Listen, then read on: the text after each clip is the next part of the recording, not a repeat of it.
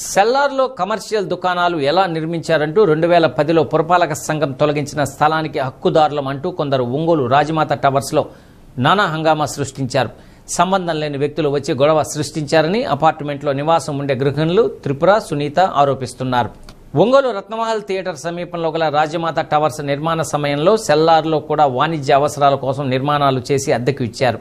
ఆ కాలంలో ఓ 2 wheeler company showroom కూడా ఉండేది. తర్వాత కాలంలో మున్సిపల్ అధికారులు ఆ వాణిజ్య సముదాయానికి అనుమతులు లేవంటూ అక్రమ నిర్మాణం అంటూ తొలగించారు. అప్పటి నుండి సద్దుమణిగిన సమస్య తాజాగా శ్రీహరి అనే వ్యక్తి నాయకత్వంలో కొందరు అపార్ట్మెంట్లో తమ వాహనాలు పార్కింగ్ చేయడంతో సమస్య ప్రారంభమైంది. 2010లో అక్రమ నిర్మాణాలు తొలగిస్తే 15 సంవత్సరాల తర్వాత వచ్చి తమవని గొడవకు దిగడం ఏంటని అపార్ట్మెంటు వాసులు ప్రశ్నిస్తుంటే 25 ఏళ్ల కిందట బిల్డర్కు తాము 6 లక్షల చొప్పున చెల్లించామని సదరు ముఠాను లీడ్ చేస్తున్న శ్రీహరి అనే వ్యక్తి చెప్పడం గమనార్హం. ఈ గొడవ జరుగుతున్న సమయంలో శాసనసభ్యులు దామచల జనార్దన్ అదే మార్గంలో వస్తూ ఉండగా అపార్ట్మెంట్ వాసులు తమ సమస్యను తెలిపారు. అధికారుల దృష్టికి తీసుకువెళ్లి సమస్యను సానుకూలంగా పరిష్కరించుకోవాలని సూచించారు.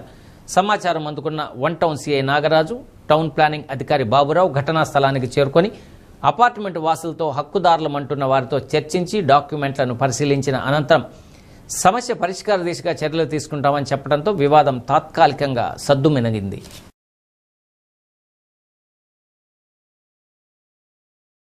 రాజమాత టవర్స్ ఇది జాలాది కుమార్ అని ఆయన ఒకప్పుడు బిల్డరు.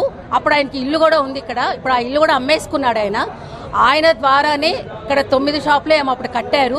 ఇన్లీగల్ గానే కట్టారు దాన్ని. ఆ షాపులో కొనుక్కున్నారు. అప్పుడు మేము మున్సిపాలిటీలో కేసు వేస్తే మున్సిపాలిటీ వాళ్ళు మొత్తం కొట్టిచ్చేశారు ఆ షాప్స్ అని కూడా. 2010లోనే జరిగింది షాపులు కొట్టేయటం అనేది.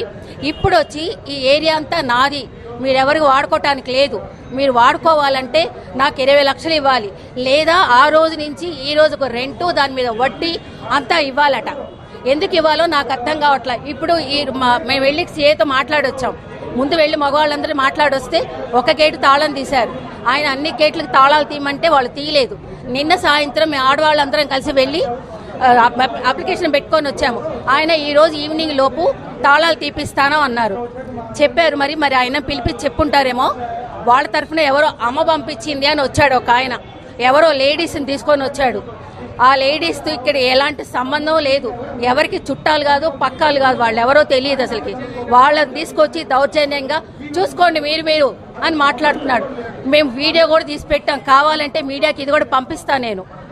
సో వాళ్ళు దౌర్జన్యంగా మాట్లాడి మొత్తం నాదే అని మాట్లాడుతున్నాడు. అమ్మ పంపించిందంట. ఏ అమ్మ పంపించిందో ఇలా దౌర్జన్యం చేయమని నాకు అర్థం కాలేదు. ఇప్పుడు మాకు కావాల్సింది ఆ జాలాది కుమార్ అనేవాడు మా అపార్ట్మెంట్లో కాలు పెట్టకూడదు, మమ్మల్ని ఏమీ ఇబ్బంది పెట్టకూడదు, గేట్లు తాళాలన్నీ తీయాలి. షాపులు ఎవరు కొనుక్కున్నారో, ఎవరి దగ్గర కొనుక్కున్నారో, ఎవరు పగలగొట్టారో చేతనైతే వాళ్ళ మీద కేసు పెట్టుకోవాలి. మా మీద వచ్చి కేసు వేసి మా మీద కేసు పెడతాము, మిమ్మల్ని బయటికి రానేమో, తాళాలు వేస్తాము, అది జూలం జలాయిస్తే ఎలా కుదురుతుంది?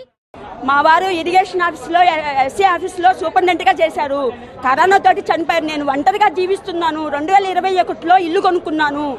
కానీ మా మీద 20-30 మంది ఇళ్లలో ఉంటే ఎవరికి ఏమి ఇన్ఫర్మేషన్ ఇవ్వకుండా, మీటింగ్ పెట్టకుండా ఇందులో కొట్లున్నాయంట. వాళ్ళకి 2006లో కొనుక్కున్నారంట.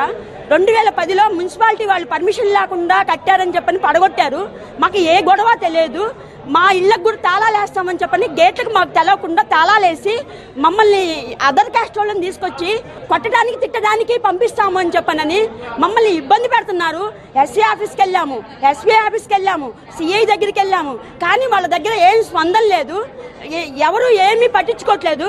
మమ్మల్ని ఏ ఇబ్బంది లేకుండా వాళ్ళు ఏదన్నా ఉంటే కోర్టులో ఓడిపోయారు కాబట్టి మళ్ళీ కోర్టు ద్వారా తేల్చుకోమని చెప్పండి, లేకుంటే సామరస్యంగా మాట్లాడాలి. కానీ కొట్లోళ్ళకి సంబంధించిన వాళ్ళు ఎవరూ రాకుండా శ్రీహరి, జాలాది కుమారు అనే అతను ఇద్దరు కలిపి డబ్బుల కోసము అదర్ క్యాస్ట్ వాళ్ళని తీసుకొచ్చి మా మీదకి దొమ్మికొస్తున్నారు.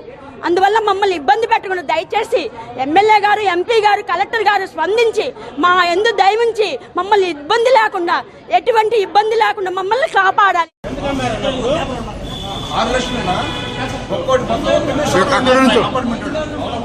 షాపులు అమ్మాను. ఒక్కోరికి 80 కూడా అమ్మిన తర్వాత పాపం వీళ్ళు షాపులుగా నడిపించుకుంటారా 5 సంవత్సరాలు షాపులు నడిపించుకున్నారు. వీళ్ళు నడిపించుకున్న తర్వాత వీళ్ళేంటి పై వాళ్ళు ఏం చేశారు, కుట్రపన్ని షాప్ మున్సిపాలిటీ కమిషనర్ వాళ్ళు చెప్పించి షాప్ మొత్తం పలుకుడి చేశారు. అప్పుడు షాప్ పలుకుడి చేసిన తర్వాత వీళ్ళేం చేశారు, మమ్మల్ని నమ్మించి మాకు స్థలం అమ్మి మాకు షాపులు కట్టించి నమ్మోద్రమని చేశారు మాకు. అంతే 10 కోట్ల కేసు చేశారు వీళ్ళ మీద. ఇది స్థలం గురించి కాదు, మాకు కట్టించిన దానికి మాకు నష్టపరంగా కట్టించాడని చెప్పన్న. అప్పటి నుంచి కోర్టు నడుస్తా ఉందన్న.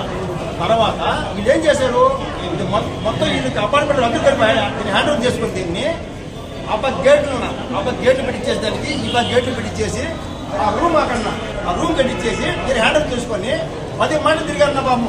ఇది మనవాళ్ళది అందరూ 10 మాటలు తిరిగిన తర్వాత ఇద్దరు న్యాయం చేస్తాం, ఇద్దరు మేము రాజీ చేసుకుంటాం, అది ఇది అని చెప్పి ఇప్పుడు దాకన్నా ఇప్పుడు రాజీ చేసుకుంటాం. మొన్న కూడా ఒక 10 రోజుల ముందు కమిషనర్ గారికి వచ్చి సిఈ గారికి కంప్లైంట్ ఇచ్చామన్నా, ఈ మాట సార్ ఇది మా స్థలం, దీని నుంచి దాని హద్దులు ఈ మాయ సార్, వీళ్ళు దాన్ని కబ్జా చేసి వీళ్ళు ఈ అపార్ట్మెంట్ అందరూ కలిపి 30 మందికి కబ్జా చేసి పార్కింగ్ పెట్టిస్తా దాన్ని తీయకుండా మమ్మల్ని దౌర్జన్యం చేస్తారు, దీన్ని కంప్లైంట్ ఇచ్చారు సార్. వీళ్ళందరూ ప్రేమించారు, రేపు ఒప్పుకున్నారు సార్ తల వాళ్ళదేను మేమే కొనుక్కుంటాము లేదా బాడికి ఇస్తామని చెప్పి వారం క్రితం టౌన్ సీఈ గారి మీద 1 టౌన్ సీఈ గారిని ఒప్పుకోండి సార్. నిన్న వచ్చి వాళ్ళకే సంబంధం లేదు, ఇది మాది అని చెప్పింది సార్. వాళ్ళు తెచ్చుకోమని చెప్పండి అని చెప్పారు సార్. సరే మాది మా స్థలం కాబట్టి మేము వచ్చి పార్కింగ్ చేస్తాం సార్. ఇక మా కారు పార్కింగ్ చేస్తే మా కొడుకులారు మీరు ఎవరా మీరు, ఇది మా స్థలం అని చెప్పి మొత్తం లేడీస్ సార్, మొత్తం లేడీస్ ఇచ్చి మా మీద కొట్టడానికి వచ్చారు సార్. మా పార్కింగ్ మేము చేసుకుంటా ఉన్నా సార్. మీరు ఎవరా మీరు రావడానికి, మాది స్థలం. సరే అమ్మా మీరు అంటున్నారు కదా, మీకు ఏదైనా పార్కింగ్ హక్కు చూపించి డాక్యుమెంట్ చూపించలేదు సార్. చూపించండి, మీకు హక్కు ఉన్నది, కింద పార్కింగ్ హక్కు ఉందా చూపించలేదు సార్. వట్టి మాటలు సార్. ఎవరు రమ్మని చెప్పండి సార్, రమ్మని చెప్పండి సార్. వాళ్ళు ఏం చెప్పారు సార్, రూపాయి వడ్డీ నిన్నదా రాజీ చెప్పుకున్నారు సార్. నిన్నదాకా సార్ రాజీ చేసుకుంటాము, మీరు చెప్పింది వింటాము, లేదా బాడుకున్నాం మేము బాడు కట్టిస్తాము, మేము సంవత్సరం బాడు కట్టిస్తామని చెప్పారు సార్. ఇప్పుడు వచ్చి లేడీస్ సార్ నిన్న మారిపోయారు సార్. ఇది పెయింట్ ఎలక్షన్ మారిపోయి వాళ్ళు మేము పెయింట్ అని చెప్పి నేను చేయడానికి వచ్చారు సార్. మాకు సంబంధం లేదు ఇది అని చెప్పి వచ్చారండి సార్.